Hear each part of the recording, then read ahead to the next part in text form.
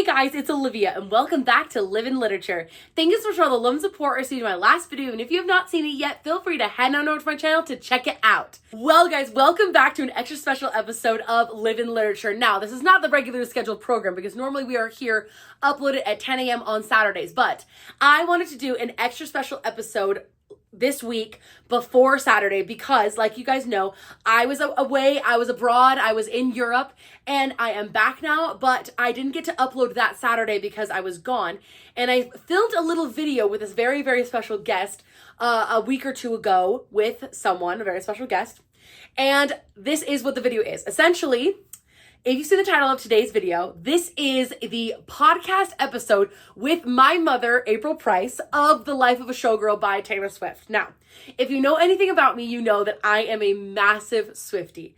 I love Taylor Swift, okay? Controversial as it may be, she is the greatest artist in the entire world, in my opinion. I worship the ground she walks on. I love everything about her. And my mom and I are huge Swifties. And we have filmed podcasts before in the past. My mom has a podcast, the 100% Awesome podcast. She's a life coach and she talks about all things like thought work and the brain work and how brains work and stuff. And a couple years ago we did, when the Tortured Poets Department, the 11th album of Taylor Swift came out, we filmed a podcast about it and a lot of people really enjoyed it.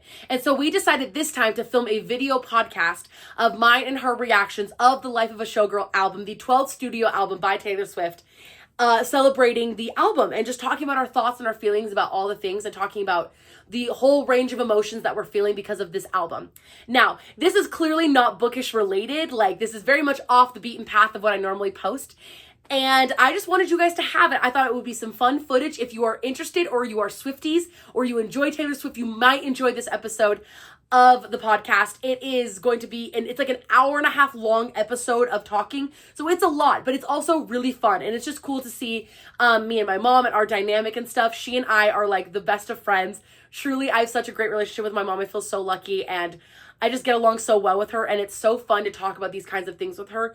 In this podcast, we go over tons of issues regarding like feminism, modern day feminism. We go over sexuality. We go over like the dichotomies of women and like how people can be different and be the same at the same time, and how like you can be more than one thing. You don't just have to be one thing. And of course, going over the lyricism, the brilliant lyricism that is Miss Taylor Allison Swift's lyricism.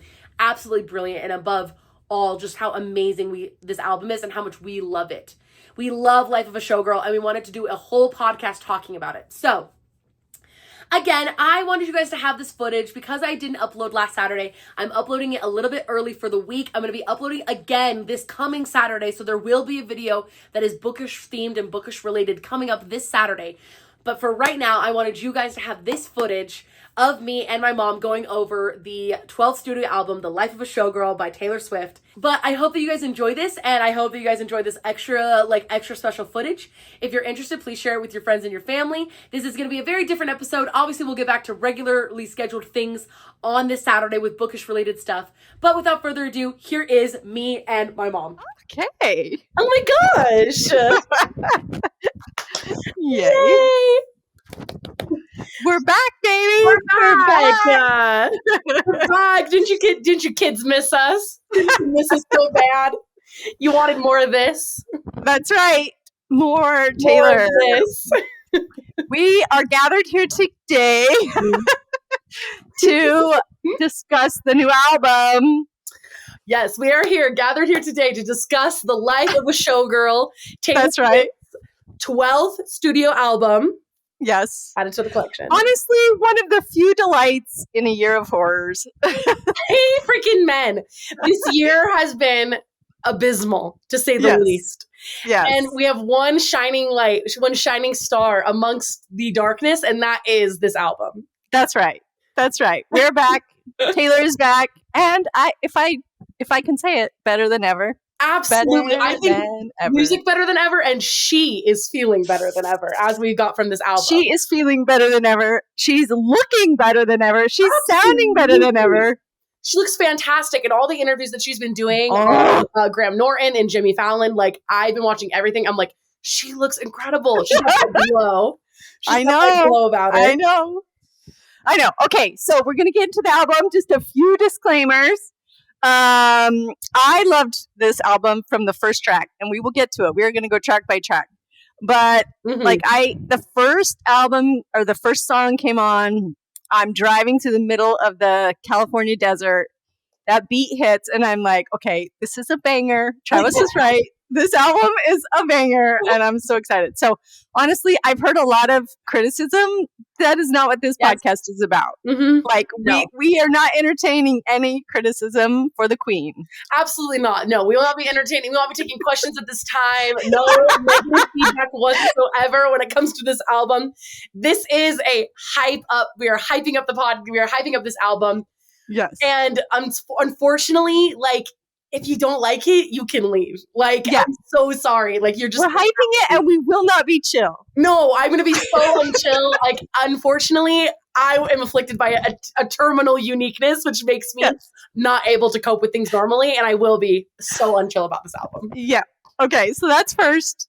And that's all we're going to talk about is Taylor Swift and her brilliance. So if that is not your thing, this is not the episode for you. And you can just go and find other things that bring you joy. Whether that's like, digging graves or, like slandering people on the side of the road, whatever that is. Right. Whether that's like kicking a dog today, like that might bring you joy. But you know what? The life of Showgirl is what brings us joy. That's exactly right.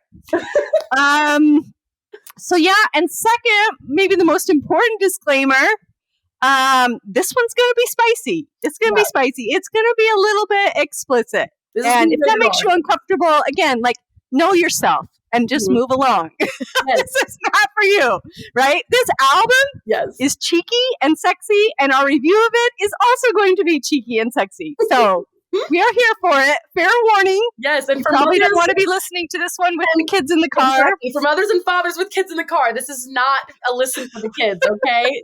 Listen to this privately. That's right. As I said to you, this one's for the sluts. So absolutely, you've all been warned. Fair warning. This is the time to click off if that is not your thing. Yes, absolutely. That was Okay, beautiful. Okay, I think we should start with like our overall theme and how we got here today. So we both listened to the album separately several times, and then we discussed through text. So I think we can just like set it up by reading the receipts of our thread, of our text exchange. Cool. I'm not kidding. This is like. This is documented. This is literature. This is horrifying legislation in the chat. Okay, this is real text messages. Okay, so do you want to play you or do you want to play me? I'm just kidding. That would be confusing. We could. That would be confusing. Okay, so I start with a theme. Here we go. Period. I figured out the album. This is Taylor Swift. Well, fucked. Period. And absolutely, without a doubt, she is post-orgasm clarity, and this is the result. Exactly. Which is just sad when you think she was with Tom Hiddleston. Oh, but I love him. Such an intellect. Apparently, none of the other ones could find the G-spot. I bet Tom did, just not enough. Yeah, too lowbrow for him. Get dirty, sir. Yes. She needs an animal. That good would. And Harry Styles was probably too young. Probably never heard of the clip back then. News to him. For sure. Mind blown. And then he wrote Watermelon Sugar and he figured it out. I'm like, this whole album is the afterglow and it makes me so happy. Absolutely. What we all deserve, honestly. Totally. Imagine the dick so good you write a whole album about it. I mean, I would. Exactly. The post-coital album. I'm here for it. It's what the world needs in these dark times. So much can be solved with good dick. And I've always said that. This album is the reminder we all needed. True. Amen. Honestly, we might need to record a private podcast with an explicit rating for close friends only. In all caps, I say, okay, I was thinking that yesterday. This thread could have been a podcast. LOL. We need a Finstapod. This one's for the sluts. And I said, exactly. And there we are. That is why we are gathered here together. Yes, we are gathered here to talk about good dick and post-orgasm clarity, which I think in these trying times especially for women, we need to be discussing it. Honestly. What is happening on my silver screen? We need to be discussing it. Yeah. Honestly, I agree with that. The only thing I would add is I said this is Taylor Swift well fucked. I think it's also Taylor Swift well loved. Like, it's both. Absolutely. And like, that's what we all deserve, both. Exactly. And as we'll get into more of the podcast, like, heaven forbid a woman be happy and well satisfied along with successful. Heaven forbid she get to be both. I know. Okay, so do you want to give, I know we talked earlier about like sharing our top 3. Yeah. Do we want to do that at the outset, or do we just want to like go track by track, and then when we get to our top 3, like I think let's just go track by track, and then we want to go through all of them. They're all fantastic. Yeah. Mm-hmm. You know what? Also, I was just gonna say, like, this album is so tight. It's like 42 minutes, top to bottom. Like, it's so tight. This podcast is not going to be tight. No, this will be the opposite of that. This is going to be loose, fast and loose is how we're playing. Okay, track 1, The Fate of Ophelia. Which, by the way, what a way to start an album with this banger of a track. I will say Taylor Swift is fantastic at selecting the number one, like the start of an album. Yeah, and this is the theme, right? Theme, like storytelling, the overarching theme. Yeah. This song is fantastic. And as a literary girl, and you know this because you're a literary girl too, the literary elements of this song warm my heart. It's fantastic. Yeah. So I think like the very first line, she tells us like, guess what, guys? I was lying to you the whole time, right? Because she said, in the lead up to this album, this is all about the behind the scenes of the Eras tour. And then the first line is about Travis Kelce. It's like, I heard you on your megaphone and like shouting me out and wanting to like, I'm like, no, first line is about Travis. This entire album is a love letter to this guy. And I just love that the first line references him and his bid to like win her heart. No, absolutely. Like, exactly. I love that it's calling him out. Because as they stated on the podcast that they did together, she just was like, he's over here demanding to meet me. Like, I've never even like seen the guy in person, like demanding to meet me, not knowing that this is going to become like probably one of her greatest love that she'll ever have. I know. So right there at the beginning, I love where she says like, I swore my loyalty to me, myself, and I right before you lit my sky up. And I'm just like, you just know on the heels of Maddie Healy, she was like, forget it. That's it. I'm just going to love myself. Forget these stupid men. Right? And absolutely. And I'm just going to swear loyalty to myself and be happy with that and get along and just like get along with that and have that be enough. And then you lit my sky up. Right. Mm-hmm. And it just reminded me, like, I was just like, oh, like the song, like you're on your own, kid. And then this one, and you're just like, yeah, but I'm not. He lit my sky up and like he saved me from the fate of Ophelia. And I love how in this song, it's all about him coming to her, him coming to get her, him coming to save her. It's like very fun. Totally. Like all the symbolism to like being alone in the tower, like you were honing your powers, like prepping to is like almost like you waited your whole life to meet me. And then now you did. And then you saved me. Yes. Like, I love it. Right? And up until then, all these boys were literally driving her crazy. Like, they were going to be the death of her. Like, she's just like, I'm over it, right? I'm going to toss myself in that river and I'm over it. And he comes along and saves her. And I think a lot of people, like, I've heard a lot of criticism that this is an anti-feminist album. It's the opposite of that. Because, like, it talks about him, you know, you came for me or whatever. But I just think, like, you know, it can be both. It can be both. You can like be the most powerful woman in the world and still be pursued by someone who is obsessed with you. Absolutely. Like without a doubt. And we were talking about this yesterday where like, and I didn't know I was going to get into this bit like all so soon, but I feel like this song is perfect where I was talking about how like this is always the thing with like powerful women who are super successful is that they're like, you can only be that. And if you even have like an inkling of longing for like someone to come along or someone to romance, love, affection, babies, rescue you, babies, the whole bit. It automatically means that you're anti-feminist, and it means that you are like, you don't believe in those things. Yeah, that you sold yourself out. You sold out the feminine. Yeah, I'm just like, yes, you're a sellout. Exactly. Yeah. And I was quoting this yesterday from like a Joe from the 2019 Little Women that Greta Gerwig wrote that fantastic monologue in the book where Joe's like professing her love, talking about, and Joe is the most strong, independent, like headstrong person ever. And even she doesn't want love, doesn't want marriage. Like she's just adamant on it. And in her weakest moment, she's like, women have minds and bodies as well as hearts. And I'm so sick of the world only knowing that all a woman is good for is love.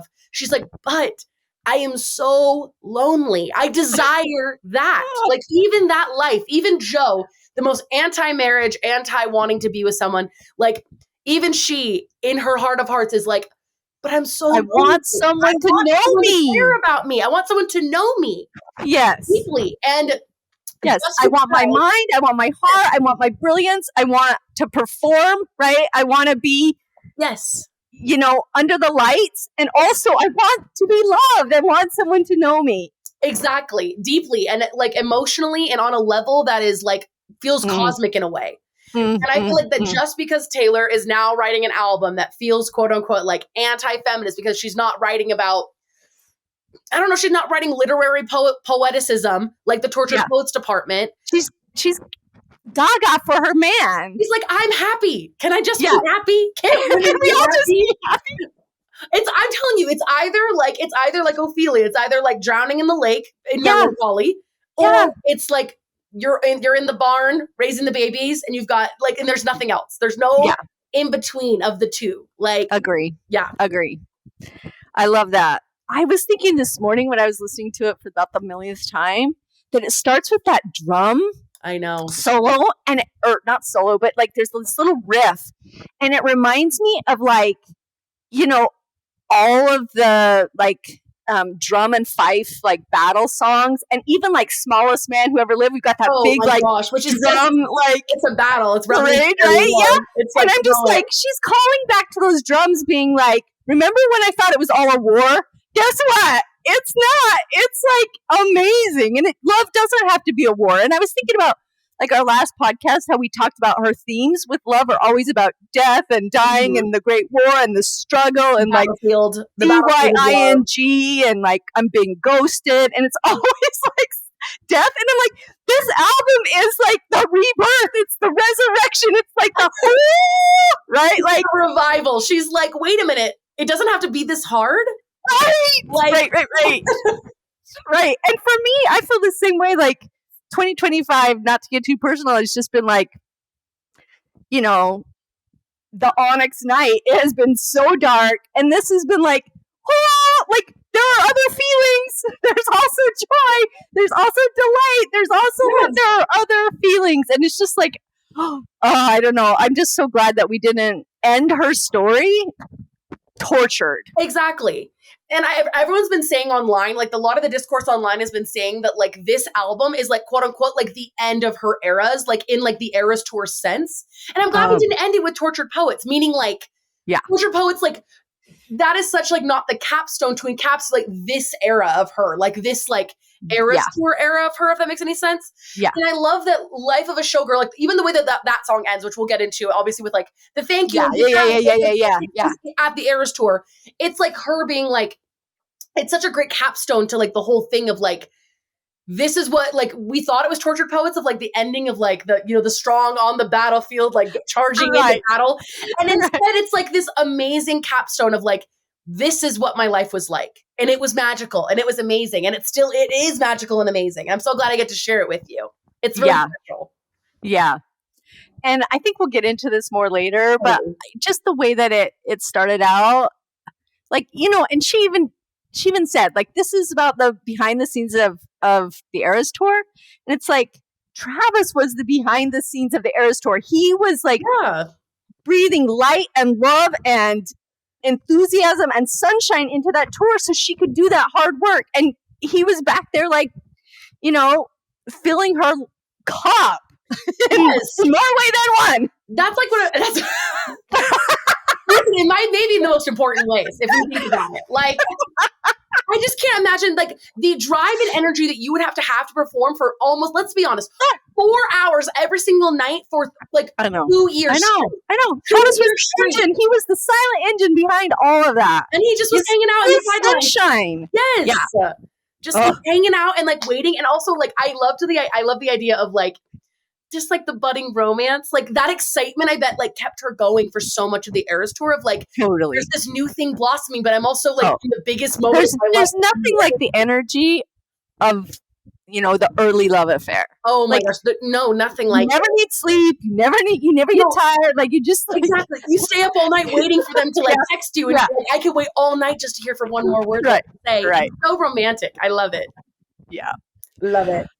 Okay, so let's go to track 2. Moving on to Elizabeth Taylor. Yeah, Elizabeth Taylor. Which What I a would beat, say baby. has been okay. And I'll be honest, it's lower on my list of favorites, to be honest, still. Yeah. But I should have said The Fate of Ophelia was number 2 for me. I love that song. And Fatal Ophelia was also my number 2. It's also like you cannot not dance to it. Like it is so okay. But anyway, moving on. Addictive. Yeah. No, I've been getting a better feel for Elizabeth Taylor. Yeah. I think that the beat drop feels very Reputation vibes. Like it feels very like, because it starts off kind of like melancholy, sad, and then it's just like boom, boom. I know. Drop, and I'm like, yes, girl. Again, I was in the car in the dark desert when that beat dropped. I was not expecting it. I jumped. I was like, what? The amount of TikToks that I have seen of people like reacting to that song and being like, oh my gosh, when that beat drops. I know, literally. As Travis would say. So I have to be honest, this one is still not my favorite. I know a lot of people love it, but I think I was prejudiced from the beginning. Like I never loved the like old Hollywood references or like the Clarabos. And so when I saw it on the track list, Elizabeth Taylor, I was like, please, Taylor, like you are not these people. Like you are so much bigger than all these people. But okay, you know. So I was a little bit prejudiced, but the more I listened to it, the more things I hear and really appreciate. And one of those that I hear all the time is like just how vulnerable it was to try and love again, right? Yeah. So she's like, not only is she like, you know, when you start liking somebody, there's always the vulnerability, like, do they like me back? Do they like me as much as the other person? But she's got like a whole other set of vulnerabilities, which is, is this going to last? Are people going to laugh at me if it doesn't? Are people going to make fun of this choice? Like maybe she doesn't care our opinion, you know, the Sarahs and Hannahs or whatever, but still it's public. And so it adds a whole nother level of vulnerability, right? Right. And I think that's what this song is about, where she's just like, is this real? Is this going to last? Mm-hmm. Am I going to be Elizabeth Taylor on my 4th honeymoon in Portofino? And like, can I trust this thing? Totally. And I just think that like for her, it's obviously the public's been making comments on her dating life for her entire life. Yeah. She was 15 years old writing Picture to Burn. Like, you know, people have been making comments on her dating life. And I think to a certain point, like you probably do get sick of it because you're just like, everyone knows everything about me. Like everyone seems to know everything about me before I even say anything about me. Yeah. And so again, like, is this real? Like, is this a publicity stunt? Like, honestly, even questioning things that maybe people question at the beginning of their relationship where it's like, is this real? Like, does he really want me? Like, exactly. Or is he just here for the street cred or the... Exactly. Like, because she's the biggest thing in this whole style. She's the biggest thing there was. Yes. She's at the top of her game. And along comes somebody during this time that she's like, oh, what's going to happen? Like, you know? Yeah. Whereas, like, Maddie Healy was dragging on the coattails. Travis was there to, like, pick up the pieces and be like, okay, like, I actually want to get to know you. Like, I think it's cool. And as the song progresses, you can hear like she starts falling for him. And then she's just like, you know, what if you leave? Like, if you leave me, I am not going to get over it. Right. Like, you're going to go crazy. Yeah. Mm-hmm. And so you can kind of hear the fear and the vulnerability in it. And also just like a wink at herself. Like, yeah, I've told people that I've been in love before, but just like Elizabeth Taylor did. Right. But this is something different. Totally. And I kind of live for an old Hollywood reference every now and again. I watched someone's deep dive on Elizabeth Taylor to understand this song better. and just obviously so much similarity because obviously like the multiple marriages, and not that Taylor's been married, but like obviously dated a bunch of people, but like the multiple marriages and the like the haunts that she always goes to, and then the like constant like scrutiny from the public and the publicity and the constant like of surrounding her and her life and being like obsessed with like the mystery of what it means to date like Elizabeth Taylor. I feel like Taylor Swift is the exact same way, where it's just like everyone wants to know like like what's behind all of this. Like we want to know, peel back the curtain. And so I kind of like when she does like the somewhat relatability to like old Hollywood. Like I live for that kind of stuff, but it's still like, again, like I love the song, but again, I'm slowly warming up. I'm like, okay, I'm like getting more and more into it. And I will say the beat drop, obviously, it's like, it's a banger. It is. As is every song on this album. It's another good, really dance floor song. Absolutely. I don't know if you heard the Sentimental Garbage podcast, but they talked about how sometimes Elizabeth Taylor, like if you're drunk and you're dancing, it sounds like it's a little bit Taylor. And like the idea that like instead of Elizabeth Taylor, it's a little bit Taylor, right? Like the idea that like I'm a little bit like you, you know, kind of idea. Anyway, I love that. Very tongue in cheek. Yeah, exactly. Okay, let's move on to one of your favorites. My number one favorite song, and I'd like to point out that Travis Kelce and I have the same favorite song, and you and my boyfriend that I'm sharing with my mother, Taylor Swift. I'm so glad that he and I both have such excellent taste. I mean, this song is pure sunshine. It is, and it is wedding song. It is like at the wedding party. Yes, absolutely. And you know, like of course, color is always huge for Taylor. The color tells the story, and you just like it's so visual when you think about the lightning strikes and the storms and the dark night, and then oh my gosh, this guy comes into my life and everything is opalite. Mm-hmm. Everything is shiny and blue and green and like iridescent and all of the stuff. And you just feel the joy coming out of this song. This song is pure joy. I completely agree. Like there's and I love the call back to like, again, like I love the first verses when she says like I had a bad habit, a missing lover's past. My brother used to call it eating out of the trash. It's never gonna last. And also, like my house was haunted. Like it was full of ghosts, like I don't have a good track record. And and like I just love that. I love that idea of like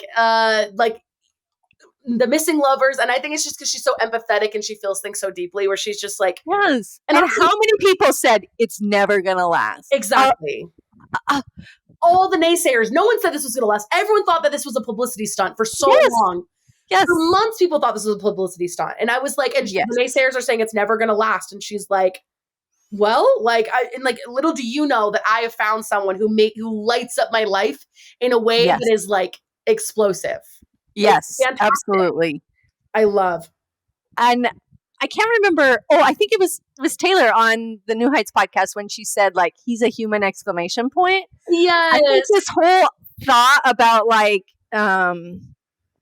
you had to make your own sunshine. Like I think that's a callback to that character trait that he's an exclamation point. He is the sunshine. Like you had to be the sunshine because I was in the dark, right? It's like you were sunshine, I was midnight rain. Like yes. A little callback to that as well. And I would like to point out one of my favorite lines in the second verse at the very end is basically like, you finally left the table. Me too. I wrote this down. She left the table. And I was like, yes, she finally left the table. I know. I'm so happy. I know. I was like, oh, that's got callback, right? A callback to right where you left me. Yes. When she's like talking about like sitting at the restaurant. Still there. I'm still in my corner. I'm still haunting that corner. Still haunting my corner. And she's like, well, you finally left the table. Like, and what a simple thought. You're starving till you're not. And she's like, because she's full now. She's like, yes, I finally left the table. I have someone who fills my life. My cup over. I agree. It's so good. And then the bridge. Oh, I love the bridge. It's just line after line where she's just like, she even says like life will beat you up. And she's like going like so happy. Like, even though I know life is going to beat us up, I could not be happy. I cannot contain it. Right. Like every time I listen to it, I feel like I'm going to burst. Cause I'm like, know. I'm so excited. Well, and I think all those lines in the bridge just talk and speak to like how much work it used to be and how it used to beat us up and it was so hard and like love was hard, right? And yes, so hard. And now it's just like opalite. It's easy. It is easy to love him and it's easy to be loved by him. Absolutely. And this song just doesn't describe it better than that. Like their relationship is it's bright and it's light and it just feels like it fills her. Yeah. It fills her in a way that no other relationship has. And like where like all her past relationships were like dodging the lightning strikes of like, like she's getting singed every time. She's dodging them and finally like she escapes it. I also love that line in there that every single person hates where she talks about when you know, and when you don't, you don't. Oh my gosh, which as a single woman in the 21st century, that is the most, I'm not kidding, that's the most annoying thing in the entire world is when they're like, when you know. And I'm like, I'm going to throw my head through glass, actually. Thank you. I'm going to go walk into oncoming traffic after saying that.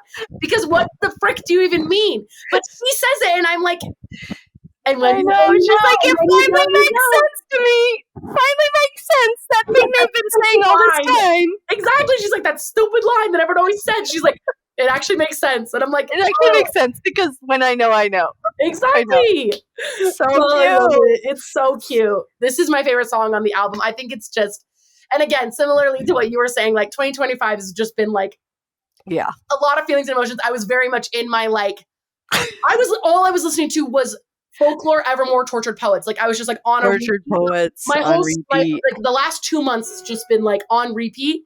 And now with this album, I feel like I am legitimately like with this album, I feel like I am finally like breathing a breath of fresh air. And I'm like, it's all right. Like you were dancing through the lightning strikes, like all of it. Well, and I think that's a really good point is that like you're all like you're starving till you're not. Like it changes so fast. It's dark, then it's just like, it's over. Exactly. It's kind of like what you're saying with like almost like when you start a new relationship, like the new start of it, and you're like all of a sudden you're like I could never sleep again, and I'm not hungry anymore, and I just want to be in your energy. And that's literally how fast it changes, though. It's just changed so fast. And then people are like, you're willing to just go to all these lengths to like get this, but I don't know. I guess like it's like that excitement of like when you're with someone and it works, and it just like when you know, and you don't, you're just like that's how fast the change was. She's just like, oh my gosh, yeah. It's like I've never lived anywhere that wasn't like this. It's never like I've existed anywhere that wasn't exactly like this. It's like crazy. Yeah. I love it. I do too. And, I saw that interview she did with Jimmy Fallon. Yes. And when she's like gushing and she's just like, he's just my favorite person and I get to hang out with him forever. Yes. And I was like, this song embodies that sentiment. Like, he's just my favorite person. He just lights up my world. She's like, sorry, everyone, but like, he's just my favorite person. And I'm like, that is so sweet. I'll ball my eyes out forever. I know. And that gets into like, it goes to like wish list where she's just like, I want a best friend who I think is hot. Yes. Like, I wrote that down too. But like, I'm like, is that too much to ask? I was like, it's so sweet. I love it. So happy for her. Me too. Okay, we're coming to one of my very favorite of the entire album. I think is a masterpiece. Father Figure, track 4. And I have to be honest, I debated. I was like, is this going to go in my top 3? And I'll be honest, I think it is. Father Figure might be my 3rd favorite of the whole. It is my 3rd favorite as well. See? It has layers upon layers. It's so clever. It's so good. I love that song. Father the Figure. Beat, the vibes. It gives you this feeling of like this easy listening beat. Yes. And then this like underneath steeliness that is like Mm-hmm. Yeah, it's don't mistake my kindness for weakness is the theme of that song, and it's in the music. Like it's just like so easy listening and fun beat and like, la la la. And then she's like delivering the punches and being like, guess what, guys? My dick's bigger. Yeah, totally. It's so good. Exactly. The song feels like slimy and skeezy and like snaky. Like, but it also is like got this kind of like almost like upbeat, like, it's just like I'll be your father figure. Like, so like in that sweet way. And so I'm just like, I'm obsessed with it. Like I love it too. So, I don't even know where to start except to say, like, I was like, this is what we've been saying our whole lives. Taylor's dick is bigger. Absolutely. And the amount of times that I've used that in reference has been astronomical in my own life. I love that. I also love the reference because I know many women who make that reference of like, buddy, if you want to get the measuring stick out, we can have a measuring contest, but my dick's bigger. Like, sorry. Yeah. So obviously there's all these allusions to the music industry, the men there, particularly Scott Borchetta, right? That like tried to screw her over, who told her like, she's just this young ingenue, and they're like, hey, honey, let me take care of things for you. I'll make you a household name. I'll take care of everything. Wipe the tears on my sleeve. Yes. Like, I'm going to take care of you. I'm the father figure. I'm the godfather. I'll make sure that I protect you or whatever. And then behind her back, like, double cross her, sell her music out from under her, and then, like, try to make some deal where she has to put out an album to get some of it back and, like, be tied to them forever. And you're just like, and I mean, I just love the part where, of course, in the bridge, when she's just like talking about the mistakes, like you are going to be swimming with the fishes, you're going to be drowning before you even know it. And you're just imagining her re-recording her music and then being like, this is never going to work. And she just wipes the floor with them. They don't even know they're drowning. The floor with them. They didn't stand a chance against her in this moment. Like, she just was like, I love the part where she's like, they want to see you rise. They don't want to see you reign. Yes. It's like, I'm going to reign. Like, is, to me, all these people are this like anti-feminist. I'm like, this is the theme of feminism. This is exactly how we feel as women. You want us to look pretty and look nice and rise and have some success because it's going to pad your wallet, but you don't want me to reign. And baby, I reign. This is my empire. Exactly. It's an empire that she built up from the ground up. It's her music, her words, her life, her story. Yes. And she's like, and you get to profit off of that? No chance, buddy. Like, I'm going to take over. Yes. And I will say, like, I saw I'm watching a bunch of TikToks deep diving the song, obviously talking about all of the things. The bit where she like whispers, every time she whispers, like, I protect the family, where it's like, oh, protect the family. Like that one. Yes. She says it 6 times in the song. And everyone says it represents the 6 albums that were stolen from her, swept under the rug. Is that I'll protect the family, being like, I'll protect your babies, like, let me take them. Yeah. And she's like, no, I'm going to get them back. They're my kids. Yes. And they are. They're like she talks about like those are my words that I wrote through my tears on my bedroom floor and played in all these bars and all these venues. And those are mine. And, you know, I just love that she got them back. And I love that we have a song about, you know, that she got her masters back. And I also loved that it was her family that did it. Like she had her family go as representatives of her.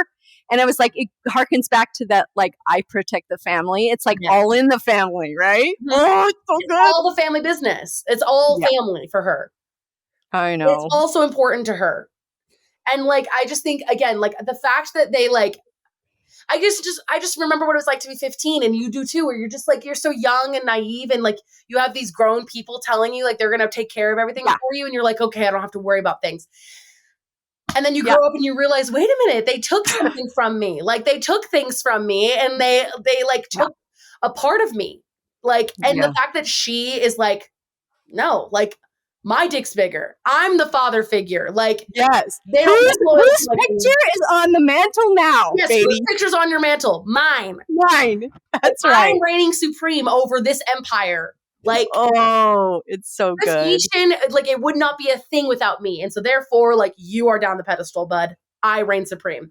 I love it. And when you go through the bridge and then there's that key change and she's just like, I'm the father figure. Like, you are just like dusting for her, right? I love that so much. I also just love the like chorus of voices that, you know, it's really beautifully sung, but also like she's got this whole backup chorus of voices, and it's just like an army behind her. Yes, we're behind you, babe. Like we support you. Yeah, like I love it. Me I too. love it. And again, like you said, like you were saying earlier, like anti-feminist, like what are you talking about? Like I know. this whole thing is like a penis measuring contest of like, I like am the big dog on campus. Like I know. I'm going to get my work back. And I have a team, a world of people supporting me. Yeah. You know? So like, I don't think you think you're so smart doing things in the background when you are like sinking yourself. Exactly. When we were playing this in the car and I was just like, oh my gosh, I wish I was this powerful. Like, I'm just like, this is so good. Yeah. Like what I would give to feel like this all the time. Yeah. Like high off of it. Totally. Okay. That brings us to my favorite track. And I would have to say it was a tie for me between this one and Father Figure for my third favorite. So oh, I love it so much. Eldest Daughter, track 5. Which the track 5s are notorious. If you're a Taylor Swift fan, you know that track 5 songs are always heavy hitters. And I love a ballad. Right. And it's like, it's where she's like most vulnerable. Track 5 is where she's like, here's my heart on a platter. Here's my heart on my sleeve. Like, I'm going to tell you how I really feel. Exactly. I'm going to be vulnerable with you. And like, this song is so good, right? Yeah. And she's just like so vulnerable. She's like, this is not a smooth quip. This is not, the cool thing to say. No. But you have my heart and I vow to love you, right? Yes. And it was just like, it's just so good. And I know in our last podcast, when we talked about the themes of Taylor Swift, we talked a lot about the oath and like the religious experience of love, right?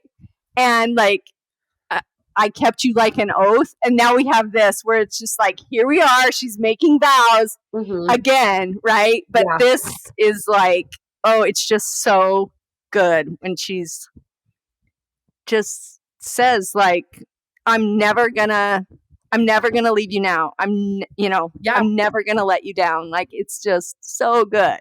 I know this is a really vulnerable track. And I think that many people who are in this position of like, feeling like eldest daughters. And I watched her bit on it when they did the movie and stuff. And she talks about how like, she's like, it's so crazy. She's like, because like, obviously most people have like unique experiences, but honestly, like we all live a very similar life in a way. Like you're like, I've never had a unique experience ever, apparently, because it's so interesting because they're like all eldest daughters like are so similar in that way where they so desperately are like, it's this like, as I stated earlier, afflicted by a terminal uniqueness of not being cool enough and not being like, of just trying and trying and trying. Like, it's because you're so sincere, right? You're so earnest, and you don't know what to do with that, right? And she's using that earnest to make these vows and be like, I'm never, you're it for me now. Like, I'm never gonna stop. Exactly. It's even when she says like, like apathy is hot and like when like everybody's like, wait, what is it? Everybody thinks I have to play this cool and you have to be a little bit detached. But she was just like, no, I'm making full-hearted vows to you. I'm never going to let you down. I'm never going to leave you. Like, I am yours. Like, I will be so sincere to a point that is just like, it might be like come off as cringe, and to be cringe is to be free. But also like, she's never afraid to like say the thing in the most like layman's terms in that way of just like, this is the sincere me. Like, I'm not a bad bitch. Like, this isn't savage. Like, but I'm never gonna let you down. Like, I'm not this cool girl. I'm not aloof. I'm not apathetic. Like, this is what I want. Like, it's amazing. I love it, and I think loyalty actually is a big theme in the album. Obviously, in Father Figure, you hear it, but I think also here, like, it's just like no one is gonna be as loyal to you as the eldest daughter. Like, she just sees you through the hard times, right? Like, she's the one paving the way, and like, and like, she's never going to give up on the ones that she loves and she protects. And that is like what Taylor, eldest daughters just pick you up by your bootstraps. Those same kind of vows. Let's go. They'll see you through every part of your life, the good, the bad, and the ugly. And it's just because of the sincerity within them that to be like, do you see me? Like, are you seeing me? Like, I just love it. I'm not the smooth operator. I'm not going to protect myself. Like, you get the vulnerability of that, and then when like that line in the second verse, which says, "When your first crush crushes something kind," Oh. It like broke my heart to hear that. I was like, I know. oh. It's happened to all of us. We were just like, because you come in with so much like, you're there with your terminal uniqueness, and like somebody crushes something in and you. you're like, oh, wait a minute. Yeah. Like the world is so unkind to my kindness. I know. The world is so I remember unkind to my uniqueness.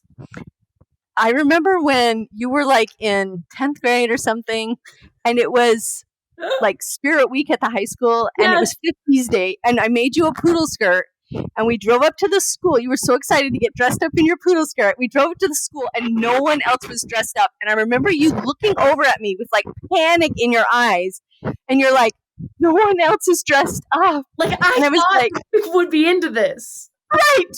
There I am with my terminal uniqueness thinking this is so fun. And I got dressed up and I'm like, somebody is going to say something unkind. I'm going to get out of this car and like somebody is going to crush something inside of me. Yeah. Like your face was just like, oh no, I might not be cool. Oh no. It was so tender, right? And you were like torn, like, okay, drive me home and change so I can change. But at the same time, like, no, this is what I want. But this is what I wanted. I wanted to be and get out of the car, right? And like that just reminds me of that so much. It's just like such a tender, sweet moment that we like all have where we recognize like, oh, the things that I like might not be cool. You're always like, oh, like people, no one is gonna think this is cool. Like I think it's like, you know, like you have that moment of vulnerability with yourself where you're just like, you either can decide to like pick up your bootstraps and say, okay, like I'm just gonna exist in my terminal uniqueness. I'm gonna just own it. I'm gonna make that vow and I'm gonna own it. Someone will probably say something and probably someone's gonna crush it, but like I'm here crush it for exactly. Sure. Oh, it's brutal. And I've said it before. I will say it again. She's the queen of the bridge. This one is no different. When she lists those things and she was just like, the things I said were dumb, you know, and she's just like, but the truth is they weren't, and I'm never going to let you down. I'm never going to break my vow. Like the things that I thought were dumb, actually, I was lying about that. And I lied because I didn't want to. Because I thought I was never going to find it. I was never going to find that beautiful, beautiful life. And like, here it is. When she says that like, oh my gosh, I could literally cry thinking about that part where she's just like, because I thought I'd never find that beautiful, beautiful life that shimmers, that innocent light back. Like when we were young and stuff. And I just am like, she's like, I never thought I would get to have this. Like, I know. Because you had it growing up and then it gets squashed by smooth operators and traders and the whole bit. And you're like, okay. And you get smoothed over and they just like roll, they walk all over you. And then you just are like, when I said I wasn't into marriage, like that was a lie. Like I'm actually really into it. And I'm actually really into it. I really like you. And like, I just didn't think it was a possibility for me. Like someone with this thing. Like, yeah. And no matter what happens, like I'm never going to break this vow. Like that's the truth about me. And true loyalty. And it's so sweet. Loyalty above all other things, which honestly, like, yeah. Again, if you want someone to you want to find someone who's loyal to you forever, an eldest daughter will never let you down. They will be the most loyal person in your life. Always and forever. Agreed. And this song, seriously, I know it spoke volumes to you, spoke volumes to me. I resonated so heavily with this. I know. It was so good. I think I told you, like, we're driving in the car and Dad's like, what do you think this song is about? And I was like, you're ruining it. You're just like, you're talking to an eldest daughter right now. Do you realize I'm one of the lambs at the slaughter here? It's about you. It's about how I love you. And you're ruining it. So stop. You're ruining it. You're like, oh. Okay. Well, that's the first 5 tracks. Honestly, I'm just going to say the first half of this album is stronger than the second half. Absolutely. All 5 of those were like, I know. So good. To be honest, yeah, the first, I'm telling you, similarly, I feel the same way where I'm like, the first half of this album is so strong. I'm like banging through every single one of these. I'm like, yes. Yeah. The second half is a little weaker, but to me, like, again, no less important. I think we have like a few lower moments, and then I think there's some Silly high moments towards the end as well too, like some really cheeky, fun, sexy moments. Yeah. Okay. So let's do Ruin the Friendship, number 6. Yes, which I would like to say, because when we first talked about this album, because I'd only listened to it once or twice, Ruin the Friendship was like super not on my radar. I was like, it's okay. Like it's cute or whatever. Now I would say that it has made its way up my list of like songs I really like. Like I actually really, really love this song. And I was talking to my nail tech today because I got my nails done, and she was saying like, she's like, she said, it's amazing to me that even at 35 years old, she can think about a person that she knew when she was 15 and it still has an impact on her. Or something like that, like someone in high school, and it still has an impact on her. And I'm like, I think that's beautiful. And it's empathetic and it's kind. Like, I just love that.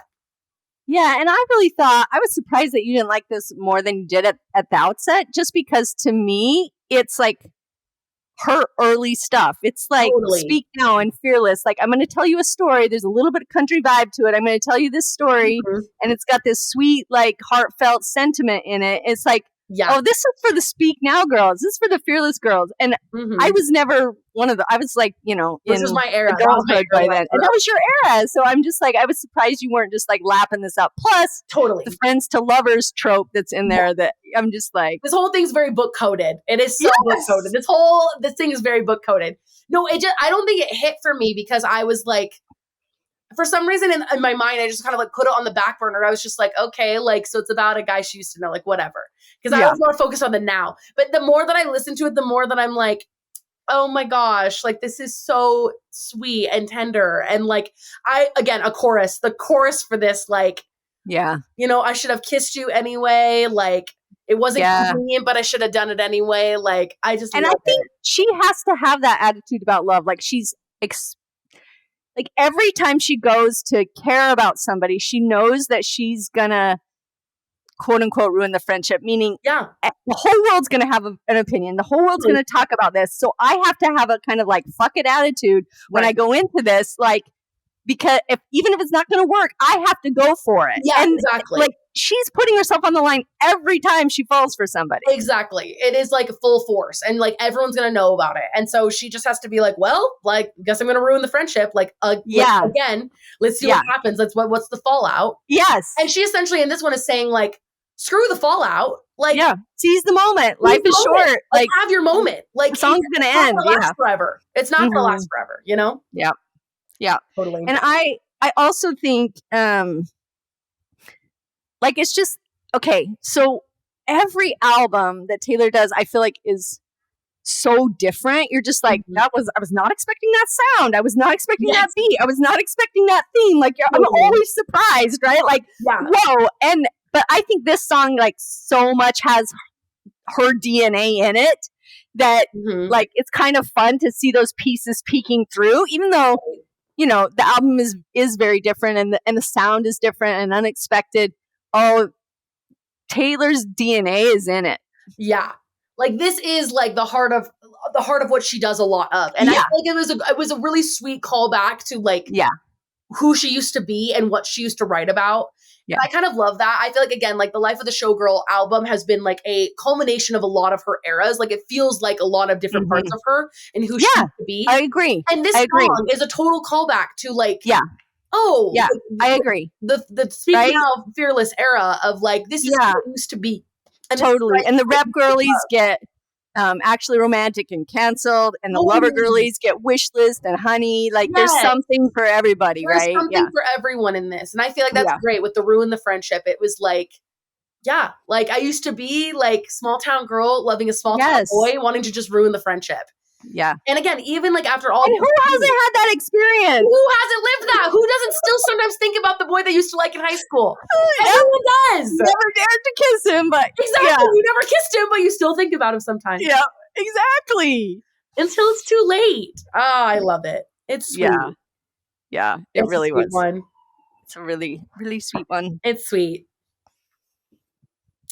Next is Actually Romantic, right? Before we go on, I just want to say, like, okay, when the track list came out and everybody saw Ruin the Friendship, everybody's like, oh my gosh, this is a diss track about Blake, right? Yes, totally. 1,000,000%. I was like, oh, I can't wait. I know. Everybody's like, and then it was like so different. Yeah, totally.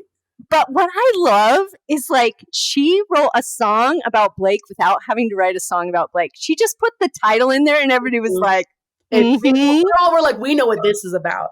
Like, and it wasn't, but it was like, I still think the title was for her. I still think when she released that, Blake was sweating, and that's all Taylor wanted was to make her sweat. Myself, if I was Blake, I would have been like she wrote about me. Like, oh no. Like, and then of course you get to the song and you're like, yeah. But that's what I think the whole thing was. And I just, again, I'm just like, hello, father figure. Taylor is our daddy. Exactly. She's like, yeah, exactly. She's like, I am the Don Julio of all of you. Like, I psyched you out, and you thought, and I sent a message without having to send a message. That's how powerful I am. Exactly. Which honestly, I think is brilliant. It's brilliant. Seriously, it's so devious. Okay. Number 7, actually romantic. This, I love some of the lines in here. Like, it's just like a fun song. Like, I love to work out to it. 100%. And like, it's not super deep, but kind of fun, right? Totally. And I love I heard her talking about it, or somebody talking about her talking about it, something. Anyway, she was just saying it's always a surprising experience when you find out like you're a main character in somebody else's life that you didn't even know you were being discussed. Like, and like you're a villain in somebody's life and you had like no idea that they even existed, right? Exactly. You're like, I didn't even know. Right.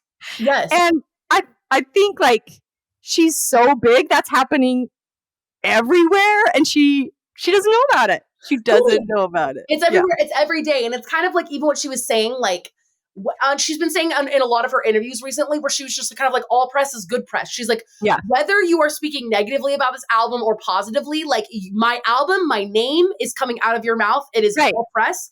And honestly, for the naysayers for this album, it's like, wow, it's actually romantic how much you want to talk about how much you don't like this album, because it's actually romantic.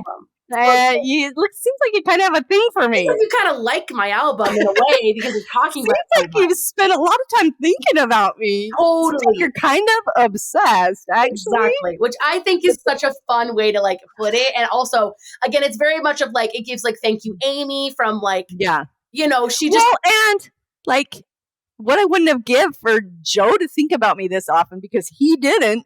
Yeah, she's like, my exes don't even think about me like this. So like, she's like, wow, that'd be nice.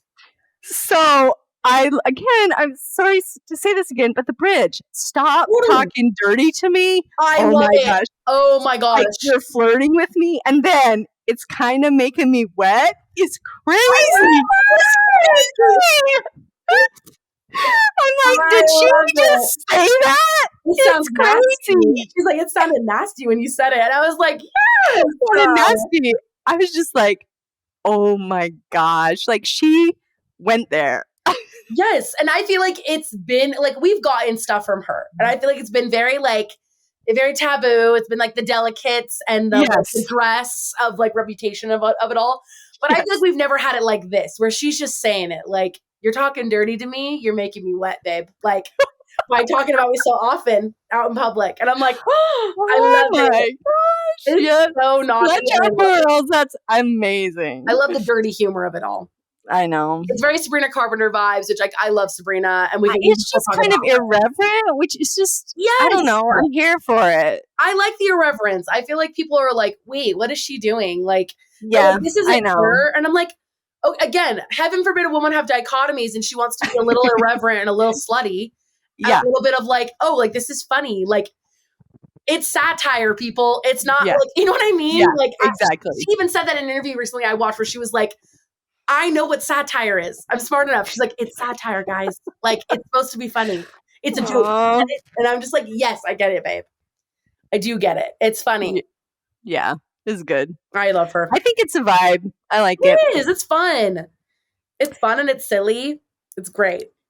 Okay. Are you ready to talk about wish list? Oh, I love wish list. I do too. I think it's my number 4. Wish list just because it's well, I don't know. Or my number my number 5. Or Yeah, maybe. I don't know. I don't know. But it kind of gives me like Lover vibes, you know? Yes. Because it's so just like picket fence and like the basketball hoop and the like, just like all the things she's always wanted. Yes. And like, she doesn't diss anybody else's desires. She's like, have it. I hope you get it all. Yes. And also like, I hope you get the soccer deal and I hope you get the Balenciagas. Like, awesome. yeah. But like my life, like what I want is this. Yeah. Like she's just living the full on fantasy of like domestic life. Like it's a fantasy to her. And she may get there and find out like, oh, it's not quite as glamorous or as good as that look. It's like I've lived that life. But at the same time, it's like that's how it is for anything. I look at her life and I'm like, oh, that looks glamorous. And she's like, life of a showgirl is not always that great. And she says that in a line. Which song is it where she says like, sometimes it doesn't feel so glamorous to be me? I think it's Elizabeth Taylor. Yeah. But she says that. Or I don't even remember which song it is. Either there or the last one, Showgirl. Yeah, but she even says like, it's not, sometimes it's not so glamorous to be me. Exactly. And so I think that's how life is. Like the one you're looking at, but she's just like full on embracing the fantasy. Like we're talking about all the fantasies of the world. This is the one I want. The basketball hoops with you. 2 kids. Actually, like let's have a whole block full. The block all looking like you. Yes. Like what could be better than a bunch of kids with opalite eyes? Like, oh my gosh. She's like, it's the fantasy. And something that I love about Taylor Swift is that like, from what I've been seeing, again, a lot of discourse online of like people being like, people even think that the engagement was like, some people thought that the engagement was a stunt. Like they're all using this for publicity. It's just publicity for Travis and for her and whatever. And I'm just like, guys, since the dawn of Taylor Swift, domesticity, the fantasy domesticity has ruled her entire life. Yes. The picket fence, the block, the basketball hoop, all You're talking cradles and rings. Yes, like, exactly. It has always been her dream. It's been her dream since day one to have that life, to have like the devoted husband, the great kids, and to just like live that peaceful, simple life and have that domesticity. Like she's always wanted it. And I just feel like the sanctity of like marriage and domesticity is too important for her to be spending it on paparazzi. She can get paparazzi anytime she wants. Yeah. She's the most famous person in the world. Like she doesn't need help. That's why with Wishlist, I was like, everyone's like, oh my gosh, again, so anti-feminist. Like she just wants to like curl up with the kids and like go back to her husband. Yeah, and feminism means you get to live the life you want and nobody tells you what you can and cannot have. Exactly. And Taylor, and this is the wish list. Like this is what I want. Like and she's wanted it since Fearless, since the dawn of her. And I feel like again, a white dress. I'm just like, pick out a white dress. Like she's been saying it. That's what she wants. Like he knelt to the ground and pulled out a ring and said, "Marry me, Juliet." Like I'm just like, girl, she wants it so bad and she finally gets to have it. Yes. And heaven forbid she want those things as a successful woman in the world. Like she's allowed to have what she wants. That's feminism. And so I just love, like, I love that. I love the, like, I love it too. There's a line in there about like making wishes on the stars. And it just reminds me of like the prophecy and like, who do I got to talk to? What do I have to wish on? Somebody said that they were like, it's a callback to the prophecy where they were like, it's her being like, the prophecy was fulfilled. He fulfilled the prophecy. Right. And she's just like, I'm wishing on all these stars. Like, and then I love the line, boss up, settle down. Right. Boss up, settle down. And I'm just like, exactly. This is what she did. She bossed up and she's settling down and like, she's getting her wish list. Yes. It's amazing. Checking things off. I just want you. Like, have a couple kids, got the whole block looking like you. I'm like, oh. Right? Like, it's just adorable. I love it. Adorable. So we go from adorable to slutty. Slutty. Yes. Slutty. And I'm here for all the Sarahs and Hannahs are clutching their pearls at this song, Olivia. Yeah, and listen, if y'all thought we were going to get exactly, if y'all thought we were going to get spicy, just say now, just wait for wood. Because from what I see from the grapevine is that this is track 9 and the certain number of minutes that this song is adds up to 9. And so from what I'm seeing is that everyone's been measuring out 9 inches and everyone's been like, new heights of manhood. New heights of manhood, 9 inches. Holy shit. If I had 9 inches, the world wouldn't know what to do with me if I had 9 inches. I'd be the most insufferable person that you'd ever spoken to if I got 9 inches. Like, you wouldn't know what to do with me. I would be. Well, it's just like as you said, all the book references. Like we've read the books, we've heard the tales. I've heard the and tales. we've I've all seen said that those are fantasies, Right. but no. I like listen. I thought it was all Greek mythology. Like I just was like, it's all mythology. It's a fantasy, and she's over here being like redwood. And I'm Redwood like, tree, people. Can't even fit her hands around it. Can't fit her arms around it. Apparently, like so we're driving in the car, like I said. Dad's driving. Yeah. All of a sudden, she bangs out, "Love was the key that opened my thighs," and we both looked at each other. We were like, "What did she say?" I was like, "What?" OMG. So then I texted to you and Savannah. I was like, "You guys, you cannot believe what she just said." I was like, "Oh my gosh!" Then you listen to it again, and there's just like innuendo after innuendo, and you could tell she just had fun with it, like so fun. Like I heard an interview when she was talking to Jimmy Fallon. She's like, It started out innocent. And you know what that was like. Like she comes in there and she starts out innocent. But then she was just like, we could also do this, which would be funny. And we could do this, which would be funny. And this would be like a little like. Keep going on and on a bit. And I love that.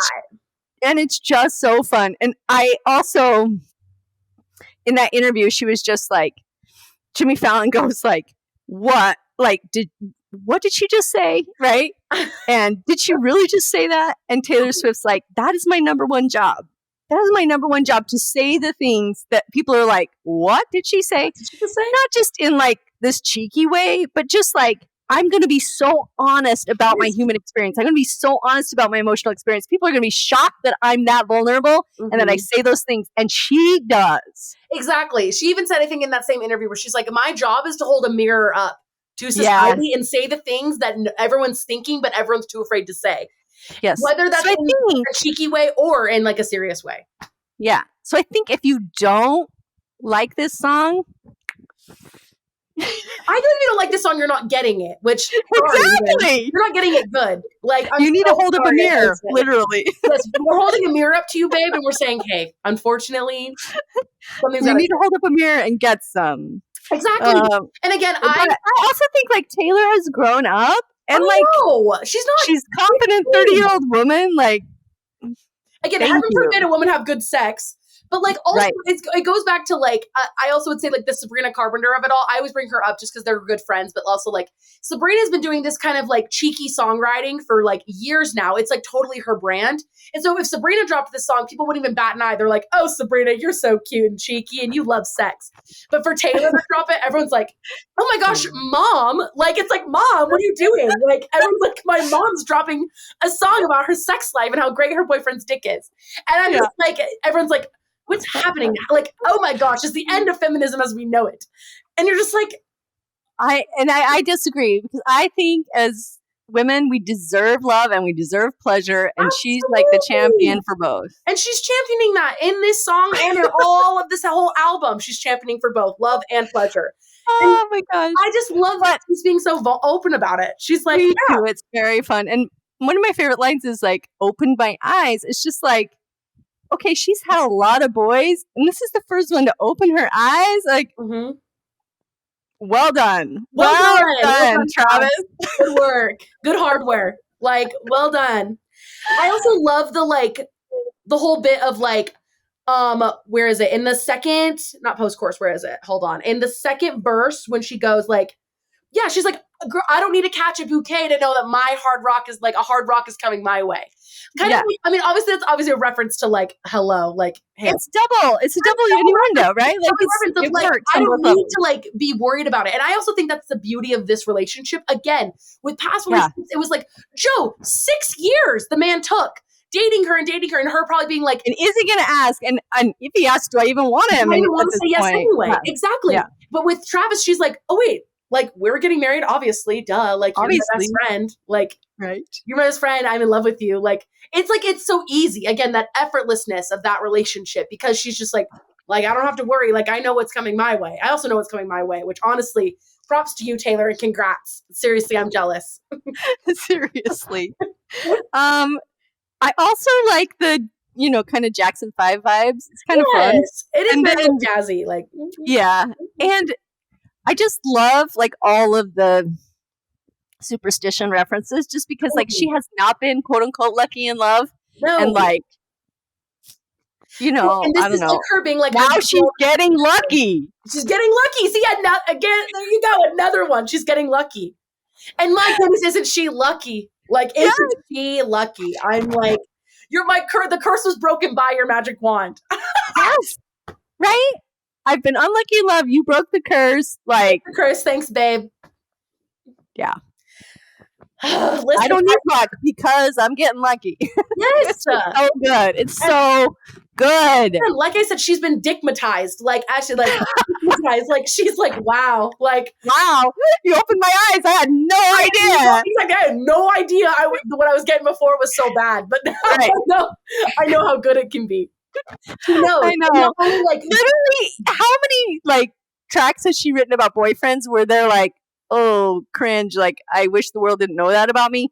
Totally. Nothing was more, like, savage than open my eyes, because all of her ex-boyfriends are probably going like, oh, stupid. They're probably like in their rooms like, oh, I'm an idiot. Like, I'm so stupid. Like, give me another chance. I can do better. I can do better. I bet all of them are like, please let me give you another chance. I promise I will do so good by you. And she's just like, what? Harry Styles is like, I was so young, I didn't know. He's like, I had no idea. He's like, I had to do research and then I figured it out. Like, he went away for a couple years, did research, and now he's ready. I love it. I love it. I'm like, oh gosh. All right. I love it. Obsessed. I love that song. And I love Travis. I also, really fast, I love Travis' reaction to the song.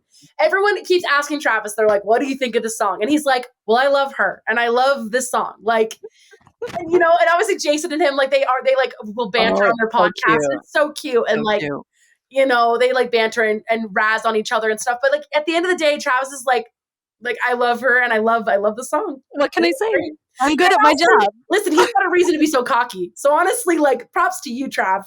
He just smiles, that bashful smile. He's like, ah, shucks. I know, aw, shucks. And all the boys in the locker room, like we were saying, they're all just like, man, I didn't know you had it like that. Man, can we get some lessons? Can we get some lessons in that? Like, whatever you're doing, I want to do that too. You know? Exactly. Exactly. Good job, Trav. He's probably read a couple romance books. Seriously. I would hope. He's probably read some romance books. He's had some practice. Seriously. I'm sure he's a reader.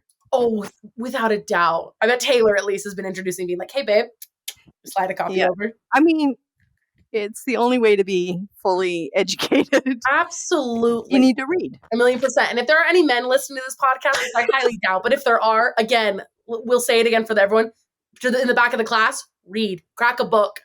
You'll learn a lot. Just crack a book. It'd be so much easier. You're welcome. You're welcome. Thank me later. Thank me later. Okay. Number 10. Canceled. Canceled. Which, okay, to be honest, I love this song. Oh my gosh, I love this song. It's Reputation vibes. And you know, Reputation was my baptism album. I know. Reputation was your baptism. Baptism by fire. Yeah. But this beat just like tickles something inside of me. It's it so makes me good. Want to like Vogue walk down like a carpet. Like I want to like strut my way down. Like there's something so like I think it's like get in, bitch. We're riding at midnight. Like let's go. Literally, yes, get in, bitch. Let's go. Come on. Like we're going down the street. T-shirt. It's so good. Yes, it feels like we're all supposed to be like it's all supposed to be in slow motion, and we're all like hair's flowing in the background, and we're all just like. And I also love how it's like. And we look good doing it. Yes, like, I love him dripping in Scandal and Gucci. And you're just like, yes. Mm-hmm. I love that. Yes, I feel the same way. Exactly. We look good doing it. We look good creating the mess. Yeah. I love when Taylor talks about, like, obviously she makes the references of, like, the industry of, like, did you girl boss close to the sun? Like, yes. Did you make a joke only a man could make? Did they catch you having far too much fun? Like, heaven again. Like women, they're always. Were you too smug for your own good? Exactly. Things that would never be questions. It's very much like references to the man, like of her being like, if I did this as a man, no one would question it. But because like I'm a woman, of course I'm going to question it. Yeah. The line says, "Did you bring a tiny violin to a knife fight?" I think I love that line. Me too, because I think she gets flack for complaining about her life, and everybody's just like, "Oh, you poor thing. You're famous and you're the biggest thing in the room and you can't go anywhere and you can't have a life." And she's not allowed to complain about it. So she brings her tiny violin to these things and people are just like cutting her down, right? Totally. 1,000,000%. Yeah. And I just love that. And I also love the matching scars line where she's like, "You'll recognize us because we all have the same like battle wounds. Like we all have the same scars, babe. Like you'll And recognize women us." do, frankly, if I you would try to think be so. successful. And again, like I was saying, like again, where it's like I feel like essentially to women of just like no one's ever had a unique experience. You're just like, I've never had a unique experience, and so trust me, you'll recognize us when you see us. Like we've all lived the same life, just in different like varieties. Yeah.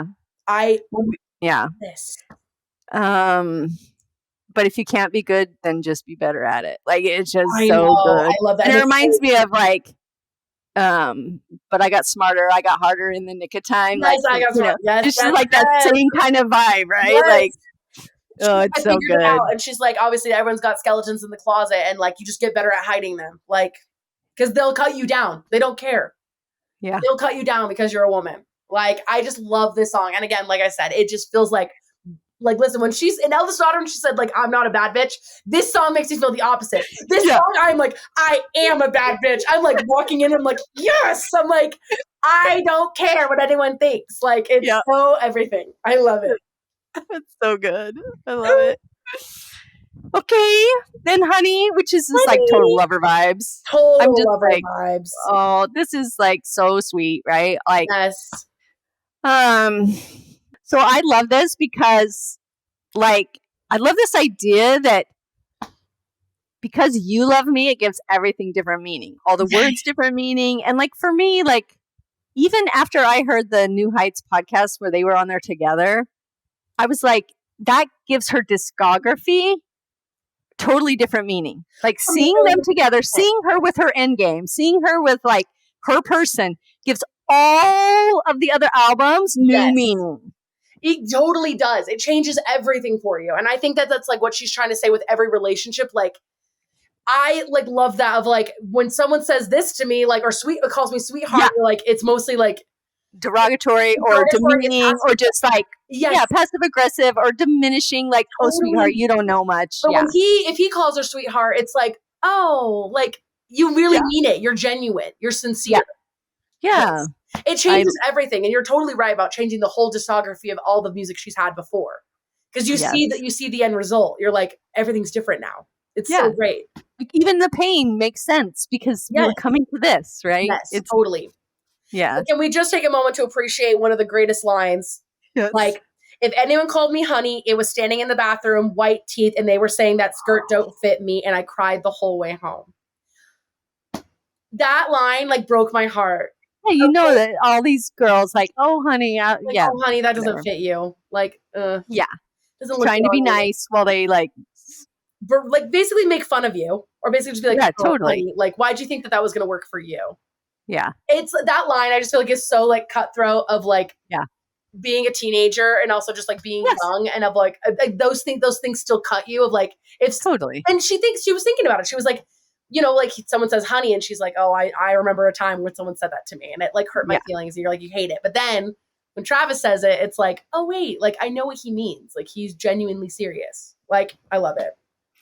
I love the part where she's like, honey, I'm home. We can play house. We can bed down. Pick me up. Who's the baddest in the land? What's the plan? What's the plan? You're just like, honey, I'm home. Honey, I'm home. Like, hasn't she her whole life wanted to say, honey, I'm home. I'm home. Like, yes. And have like the golden retriever just be like, oh yeah, you're home. Right? You're like, hang out. Like you get to have the forever nightstand. Yes. Yes. So and you compare that to like tolerate it, where it's just like, I don't care if you walked in the room. Legitimately. Like, you're just tolerating my presence. And now you have someone like, honey, I'm home. Like, yeah. We can play house. We can bed down. I'm just like, I love that connection of everyone being like, yes, she's the girl who wrote Tolerate It, where she had men who could, like, they hated her. But, like, that's so, like, underlying. Like, I could do a whole thesis on, like, the underlying of, like, I think so many men, like, secretly hate women, but they don't know it because they've been brainwashed and all this things, and they're just tolerating their presence. But then you have a real man, someone who really loves you, and they're like, honey, I'm home and I'm so excited to see you. Let's hang out. Have a forever nice stand. It's beautiful. Like the same girl who wrote that wrote this. Like that's I know. beautiful to think about. I know. I also love the part about like where she talks about the color of his eyes and graffitiing her whole life. Yeah. I'm just like, oh my gosh, it's so good. It's like so sweet. It reminds me of, like, speaking of books, like The Hating Game, where he paints the walls like the color of her eyes, right? And you're just like, yep. Like graffiti your whole life, like the color of his eyes, right? And why can't that be real? Like you can call me honey if you want, and you're just like, and you know he wants to. You know he like takes her by the face, and he's like, "Hey, honey," you're just like, oh. Yes, exactly. You're like, because he really does want to. And I think that's always that. Again, there goes back to that vulnerability of like, you're always like questioning, like, or at least like it feels like it when you're with someone that you're like, it's not just not right. Like you're just always questioning of like, does he actually want to? Like, do you really like me? Like, I don't know. You know, but with him, it's like, you can call me honey if you want to, because I know you want to. Like, you do. You do want to call me honey. It's so sweet. Aww. I know. I can picture it at the on the dance floor. Yes. It's a sweet wedding reception. So good. Ugh, I love it. It's fantastic. And again, it's beautiful. Sweet. So sweet. Love it. So we have reached the final track, the title track, The Life of a Showgirl. Yes. The only song that was actually about what Taylor said it was going to be about. Yes, 1,000,000%. Like, this is the only one that was about that.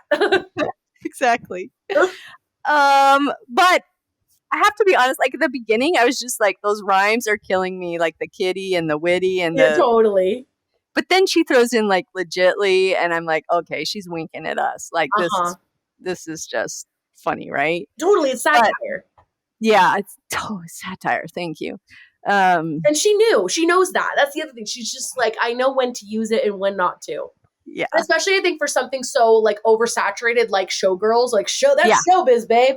Yeah. It needs to be satire. It is. It's like, you know, you're doing the rat race, you're running it your whole life, like she is as a showgirl, and like she knew she needed to do like the wink and nod of like, hey, like, so this is my exactly like this is my life as a showgirl, you know, like totally just had to lean into that because it's an oversaturated thing.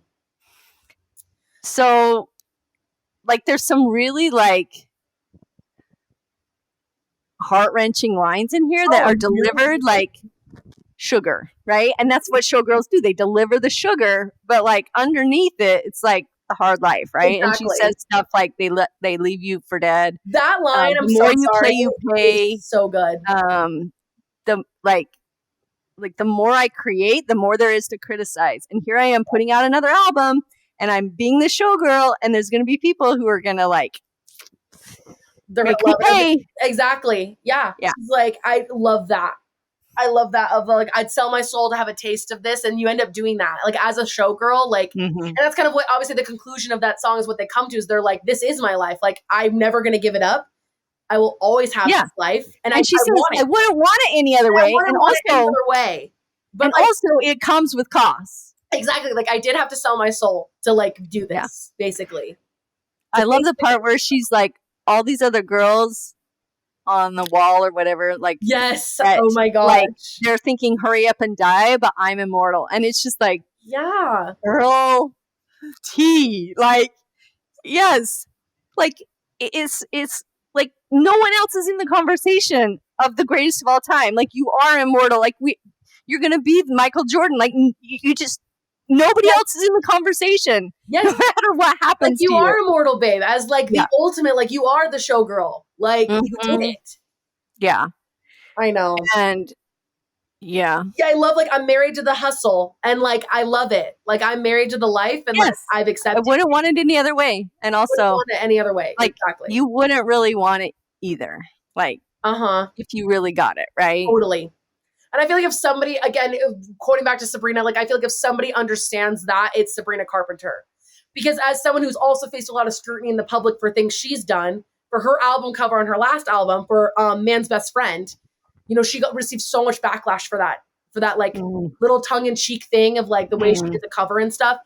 And if somebody understands the scrutiny of being a showgirl, it's Sabrina Carpenter. And I'm glad she invited her on for this song, because she just knows that they both know that like this is the rat race. And I also think it's sweet because Sabrina's probably like a decade younger than Taylor. She's like 25. Wow. And so it's kind of like a mentorship thing of like, I'm immortal and soon you're going to be immortal someday, babe. Like we're running the race together, and like, we're all showgirls at the end of the day. Like we're all putting on the show. Yeah. I lived in the middle at the bridge where it reminds me of a musical. Like it's like Hamilton, where she's like banging out the lines, and it feels like I was just like, this feels like, musical theater. This whole section of like Hamilton or whatever, right? Musical theater. Yeah, it's so good. But I think that's the part that reveals like the still that you have to have. You're the showgirl and you're pretty, but like underneath you have to have ice in your veins, and you've got to be steely, because this charmed life isn't charmed underneath. No. Right? And so exactly. It's like a lot of pretty things. It's like ballet. Where like they make it make it look beautiful, but then they show like, it's like when they show the dancer's feet and they're like, this is what it looks like in the shoe and this is what her foot actually looks like, and it's like grotesque because she's had to work so hard to like become this. It's the exact same thing. Like it's just like underneath the show, this is what's going on behind the scenes, and like everything that she's been through, like she's just like, everything I've been through has built me up to this moment. Yeah, I think it's beautiful. And if I can just put another plug for Travis in at this point, please, is that like, I think the tour would have been so different without his cheerleading and caretaking and loving and like, all of that behind the scenes. This could have been like a showgirl grind where she's just like the pretty pony, trot her out, bring her back. But he like took care of her behind the scenes, like her soul, her heart, her ego, her body. Like he was there. And I'm just like, the life of a showgirl is lonely unless you've got somebody like that in your corner. Yeah.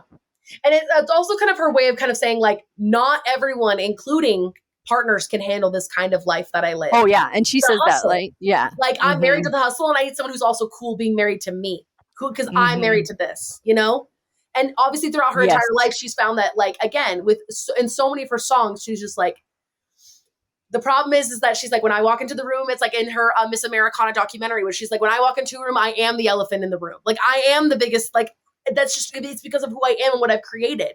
And some guys have too much of an ego to be able to handle that. And so I need someone who can't handle the lights. They can't handle the lights. And so I need someone who can handle the life and who wants to support me through the life. And you're totally right, where Travis, like behind the scenes, cheerleading and being there for her, like fed her emotionally and spiritually and like kept her going throughout this tour. And it made it such a joyful experience, because she was like, not only am I living the life I always dreamed, like in as like Taylor Swift Nation, but I'm living the life I always dreamed for my personal life. And love. I bought into this lie that if I had this shiny object life, I couldn't simultaneously have this, and I actually do now. Yeah, now I get to have both. I didn't have to sacrifice the personal to get this, and that is like, it's such wonderful. It's like she's like, I get to have it all. I did it. Like this is it. I get to have both things. I don't have to resent this tour. I can just find the joy in it. Absolutely. And I loved, obviously, we talked about this, where I was like, I love the outro where she talks with me too. You can hear the crowd, you can hear the Eras tour, and I talk about this all the time. Like, there was just nothing like time during the Eras tour. I know. I love that ending. Every week was special. Like every week during the Eras tour felt so magical, because you knew you were going to get on Instagram and get on TikTok and see what she was wearing and what she was singing for surprise songs, and you were supporting her through her whole tour. Yeah, it's just a great way to end the song of like. I thought it was like just a really good landing of that whole album. It was like, oh yes, like we all have a memory of that. The end of that show, and just like of like, thank you for coming out and good night, and like thanks to the dancers and the band and the whole bit. Like It was just a I loved it too. great way to end it. And also like, and a thank you to the fans of like, thanks for supporting me and like loving my life. Like, thanks for watching my beautiful life. Hope you enjoyed it. Like, Yeah, it's so wonderful. I know it. So good. I love that ending. I think it's fantastic. And like, yeah, it's so sweet. It's sweet. Oh my gosh. I love to see my girl get everything she's always wanted. It feels so good. You're like, I've been following her since I've been like watching her since I was a child in the 6th grade. And I like to see her full-fledged woman getting everything she ever wished for. It's a message to all people and especially all girls that you can have it all. You can have the life you always dreamed of. The other message that I think is that I've been thinking a lot about just post album and all of the chaos as she described it, like the album ends in everybody's mouth, like for good or for bad, right? Yeah. But I just like love the idea that like it doesn't matter if people like it, you get to make it. And like you don't enjoy it? Too bad for you. Here's something enjoyable. And I just think like I don't know. It to me, it feels so vulnerable to put your heart out and put work out there and be like, here's some more work of mine, because it just like, it like the more you play, you pay, right? The more I expose myself to you, the more criticism I'm going to invite. Absolutely. But she doesn't see it like that. She said like, I know that I adore it. And I was like, April, take notes. Like, yes, you just have to adore it. Like, she's just like, I know that I adore it. And anybody who wants to enjoy it along the way, you are welcome to it. And everybody else, yes, not a problem. I adore it. Totally. She's like, screw them if you don't like it. Like, if you don't have to like everything, but you also have permission to like anything you want. Exactly. And she's been so amazing about that, I think, during all of her press for this. Yeah. It has been a heavily contested album. And I think she's just like, this is like, she's like, this is like my prize piece of work. And I'm so proud of it. And if I adore it with me, come enjoy it. And if you don't, okay. Yeah. Right? I still get to make it. I still get to make it. Like, I still got to make the art. Yeah. And I think too, if I can just say one other thing, it's just like, she has a whole discography. Like, there's something for everybody. And like, there's a woman named Amy McNee who talks about like, art is not a toaster. Like, you don't just need one toaster, right? Like you need all the pieces of this art. You need, Red, and you need folklore, and you need tortured poets, and you need Life of a Showgirl. Like, we don't just need one toaster. We're having a full human experience that it contains multitudes and every emotion. And I'm going to speak to that. And I'm going to speak to one of your experiences. And you can have all the albums. You don't have to pick. You don't need you don't have to have a favorite child. You can just love all of them. Exactly. Because again, like the dichotomy of just being a person. She's like, you get to have every experience. Like, here's my life. This is all the things I felt in whatever time and era of your life that you need. Wherever you're at. I've written a song about it. I probably written a song about it. Go look at it. Like, I know. You just get to choose to like it and be happy if you want to. Like, I know it. Just go check it out. Which is also why I cannot wait for motherhood and menopause. Like, come tell me about my experience, Taylor. Because she's going to write the most poignant, right on the nose stuff about all of that. All of it. It's going to be like earth shattering. The minute she gets into it, I already know. It's going to shake the earth. Yeah, like, I don't know, even when we were driving home, Dad kept pushing me like, what's your favorite song? What's your favorite song? What's your favorite song? I'm like, I don't have to pick a favorite. I get to love all of them. I don't have to pick a favorite. Because, and I feel the same way about the albums. Like, I need all of them. Like, yes, it's not a toaster. No, you're like, there's certain points in my life. Like I said, like I was saying, like a couple months ago, I was like, all I needed was, I just wanted Tortured and Folklore and Evermore. I just wanted to be in that era and sing those songs. Mm-hmm. And now I'm like waking up and I'm like, it's a breath of fresh air. And now I'm like, wait, I'm ready to enter this era of like feeling the happiness. And you get to choose what you want. Yeah. There are other feelings. There are other feelings. There are other feelings. Right? Yeah. Like, so, and for the naysayers, if that's where you're at, please go listen to Tortured Poets and and Rep and all the other ones. But when you're ready to like feel this, come to Life of a Showgirl. Yes. And I just love that Taylor validates all of the emotions, all of them. None of them are silly. None of them are like, oh, I thought, I was depressed. That was just silly. That was just stupid. She's like, no, that was valid. And like, oh, I'm so in love. That's just silly. Nope, that's valid. Like, they're all valid. I do love that. That's such a good point to like, yes, she's put such validity on it. She's like, this is how I felt during this time. And it's like, it's not that I was over exaggerating or it's not that I was being dramatic. It was true. It's exactly how I felt. And I bet you feel the same way. And I'm not going to apologize for it. And just because my feeling changed later didn't make that untrue. No, exactly. It doesn't make it untrue.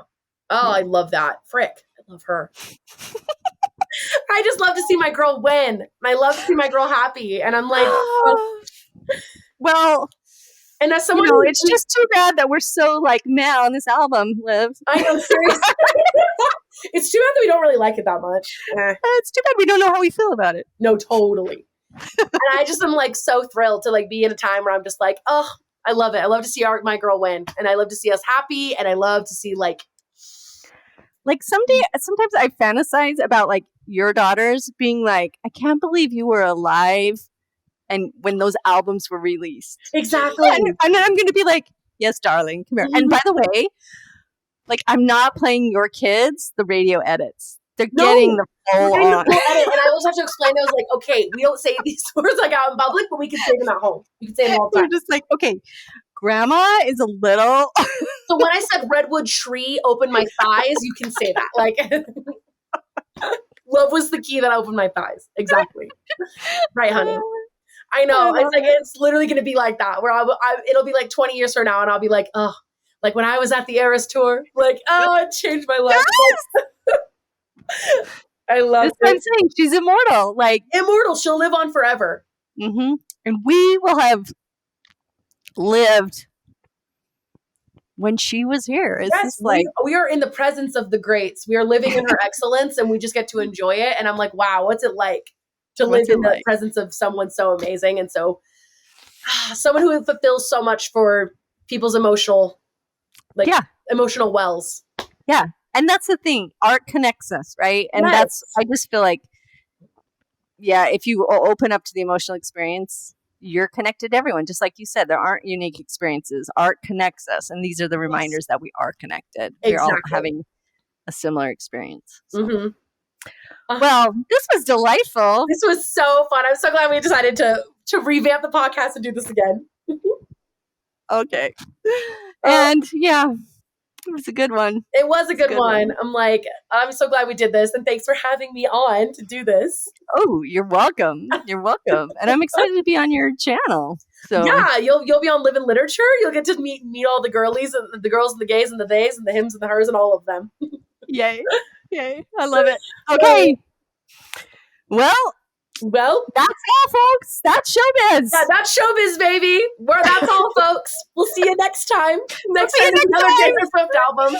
Thank you for the band. Yes, thank you. Thank you. And good night, everyone. Thank you, Olivia. Thank you, April. Mwah.